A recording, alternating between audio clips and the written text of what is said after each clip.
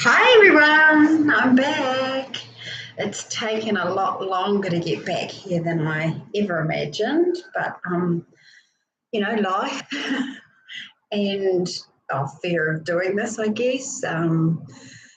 Just keeping myself accountable and letting myself off the hook.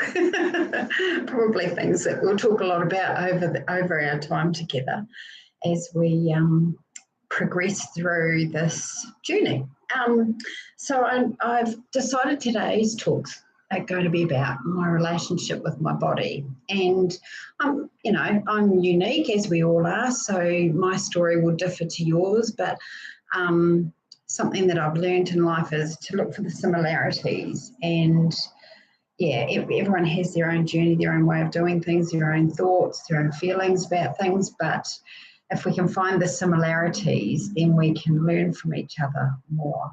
Like naturally, I think we tend to kind of go, oh no, that's not me. Oh no, that's not me. But sometimes you can miss out on some gold from other people. Got sticky out of here. Some good things from other people because we're looking for the ways we're different rather than what we've got in common. Anyway, not here to lecture you. So yeah, I think maybe I'll go backwards.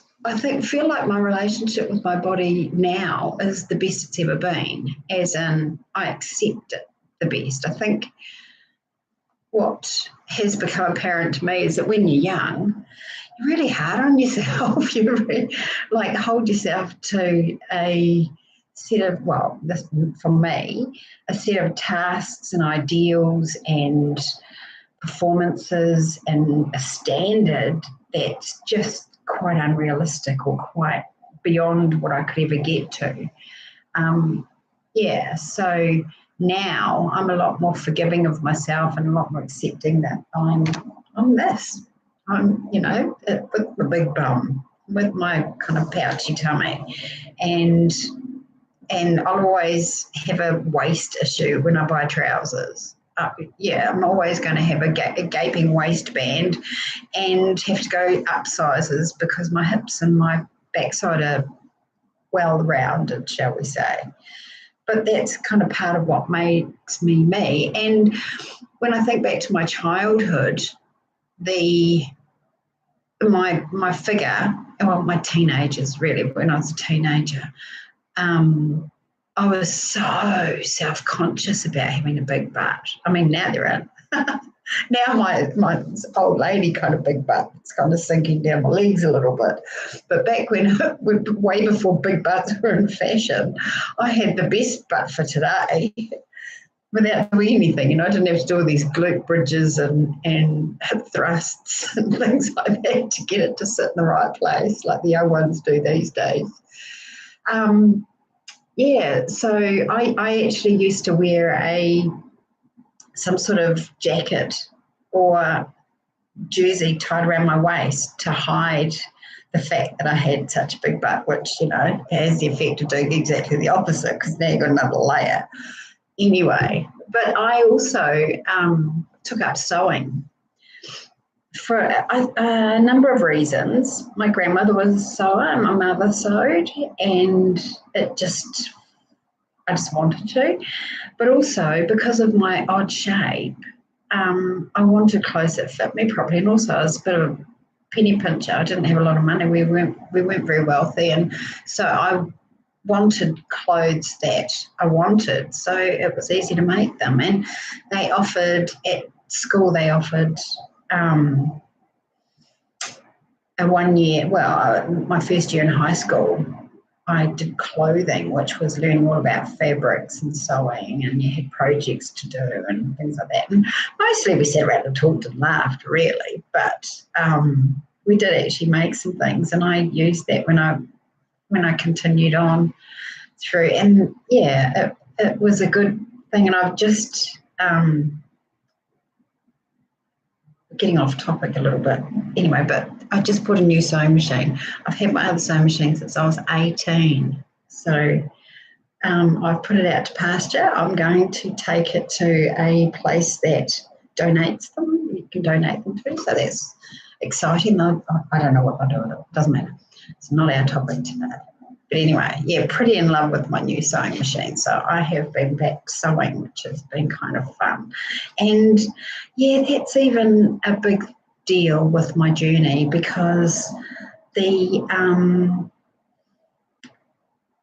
desire to sew for myself left because I was overweight. So being big, I'd go to sew something, and in my mind's eye it looked like one thing, and then when I tried it on, it just looked really like, really uninspiring, disappointing, and I felt like all that time and effort that I'd put into it was not the result that I was after, and quite often I didn't wear them. So, yeah, so it's actually quite a joy to be back sewing again. I'm loving it, absolutely loving it, which is really nice.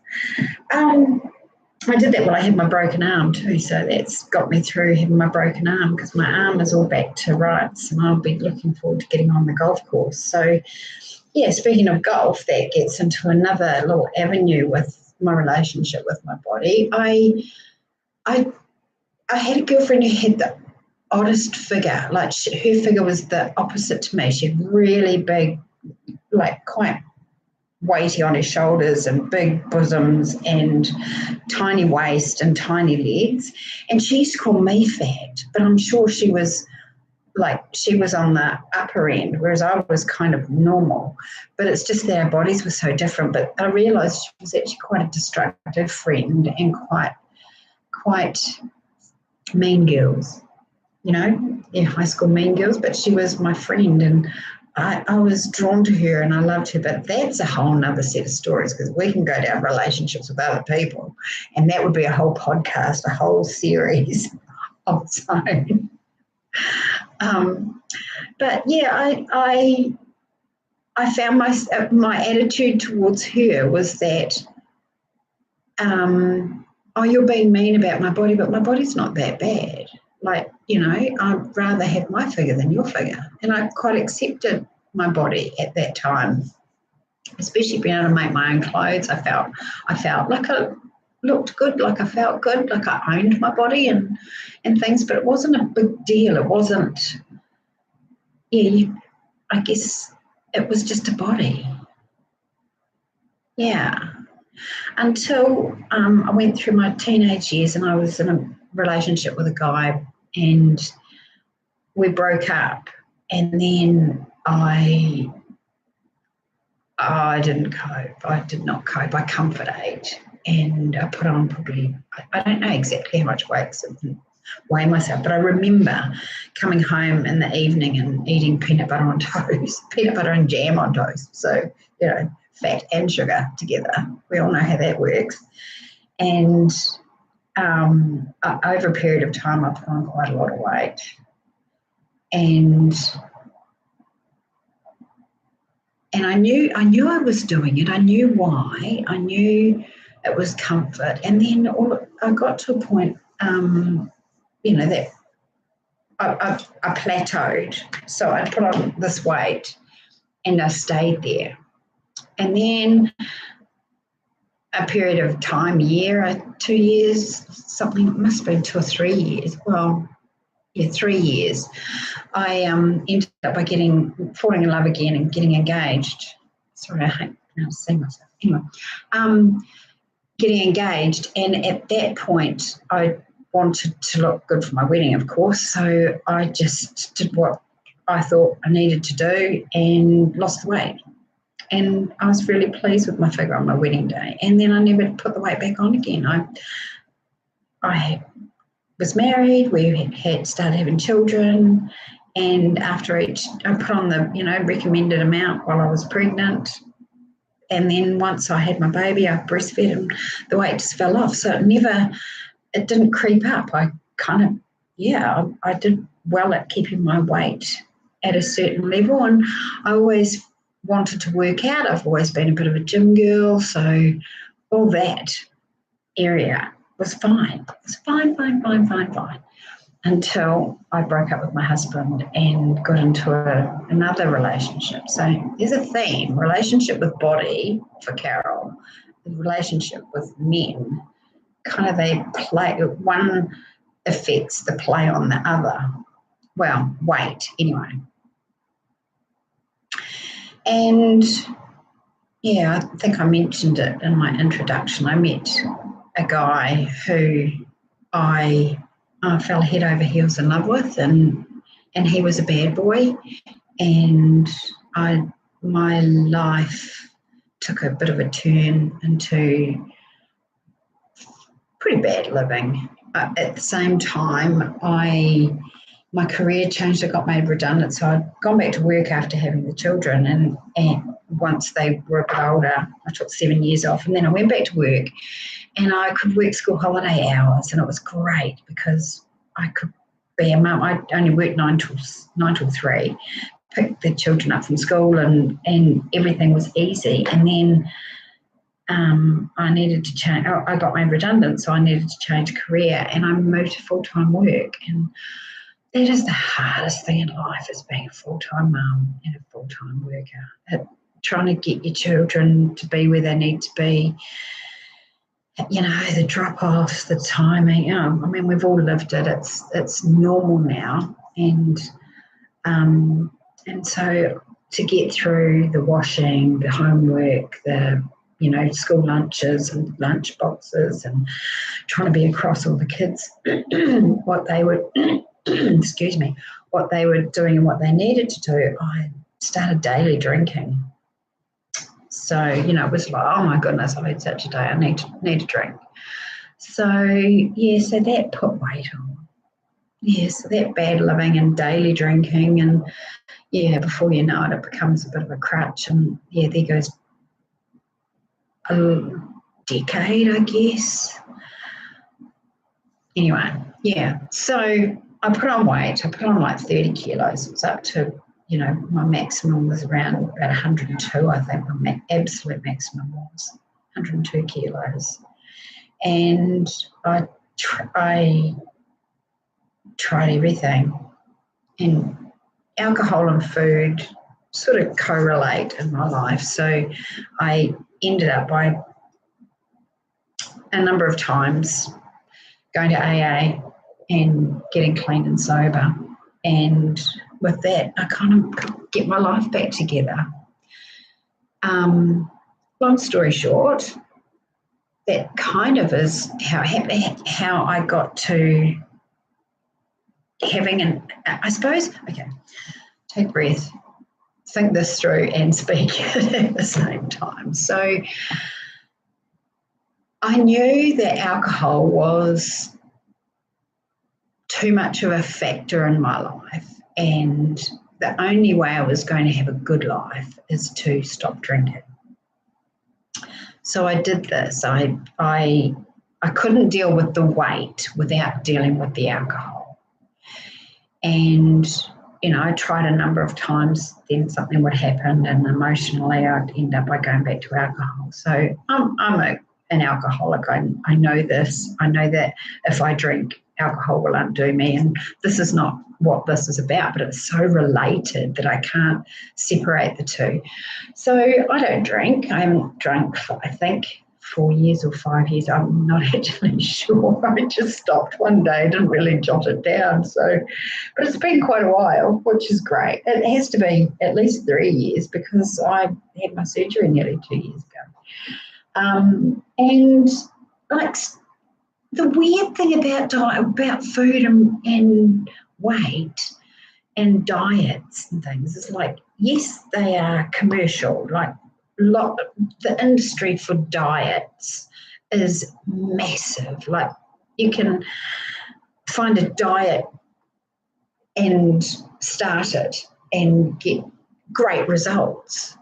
It's the doing it like every day for a long, long period of time that gets the results, and that, you actually lose weight from. And that's the bit that when we're overweight, I don't know, our emotions take over, or it's part of the diet culture that it's an or off, like that whole all or nothing thinking.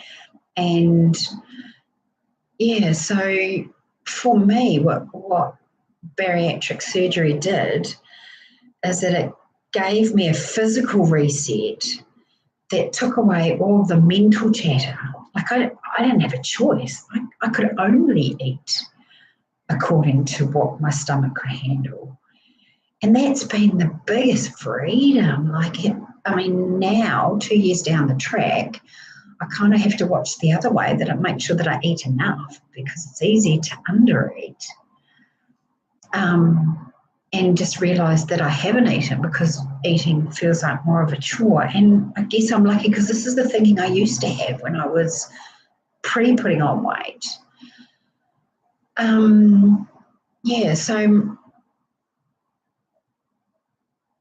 So having the surgery, taking that reset, I feel like having lost the weight, I've gone.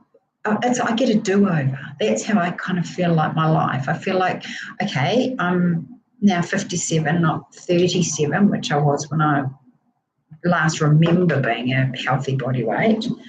And so I've lost 20 years of being overweight. Not lost, I haven't lost, because I've learned a lot in 20 years. And I wouldn't, do I wish I'd never put on weight? Yes, but also no, because of everything I've learned. And this is going to get heavy now, and I might even cry. So we'll make sure we've got a tissue. Just want to the box gone. I've always been a perfectionist, and I've thought I've done pretty damn well at being a perfectionist. I thought I was pretty damn perfect. My mother did too. Thanks, Mum. And when I put on weight, when I became an alcoholic, really, I was no longer perfect. And in fact, I was quite disgusted with myself and quite horrified that I'd managed to get so out of shape, so overweight. And now I've got no way of correcting it. I couldn't just go on a diet and fix it. I could lose kilos for a certain time and then bang, all the weight's back on again. Yeah, I mean, we know what that's like. It's horrifying. It's like you're on a hamster wheel and you're just doing what you can to stay ahead of it and things. And the self-disgust and the self-talk, like I'd call myself names and be really, really hard on myself. And now I can, I guess, have compassion on that Carol. And that compassion I can have for that Carol gives me the ability to have compassion for other people. And that's not just with weight, it's actually with life. And maybe that's part of being older and more mature, that you do learn about life, that we're all just people trying to give this thing a crack, doing our best every single day. And sometimes your best is like great. Sometimes your best is just okay, and sometimes your best is pretty damn shit.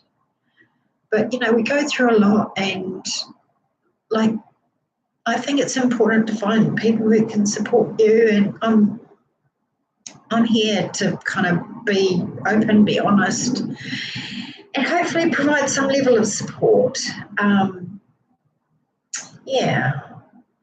So while I was overweight, I went through times where I was a couch potato, just drinking and eating and not doing any exercise. And I remember when my youngest was still in school, and she came home from school one day. Well, she left in the morning, she came home, and I said, "Hi, darling, how was your day?" And I was in exactly the same position as I was when she left to go to school. And that kind of made me think, oh my goodness, I'm just a person who sits behind their desk, because I was working from home, sits behind their desk, and then kind of, when I finish work, I move from here to the couch. Oh, that's gross. It really freaked me out. So I started walking from then. And I don't think I stopped exercising again. So, I mean, I went through times where exercise was higher on my priority list and lower, as you do. But I think that freaked me out enough that I need to move. My body needs to move. And with moving comes a realization of the depression that you're in, so that lifts my mental health and my ability to get through life and show up each day as the best Carol I've got to offer today. So I need to remember that, because I've just struggled with going to the gym after the breaking my arm thing. But maybe we'll do a topic on that. I'm not sure. I'm sure to come into it with exercise, with the talking about exercise.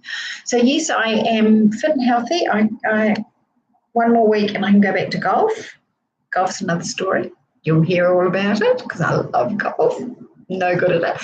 And something I did want to mention also about my childhood and things is that ties in with the gym is that I am active, but I'm not sporty.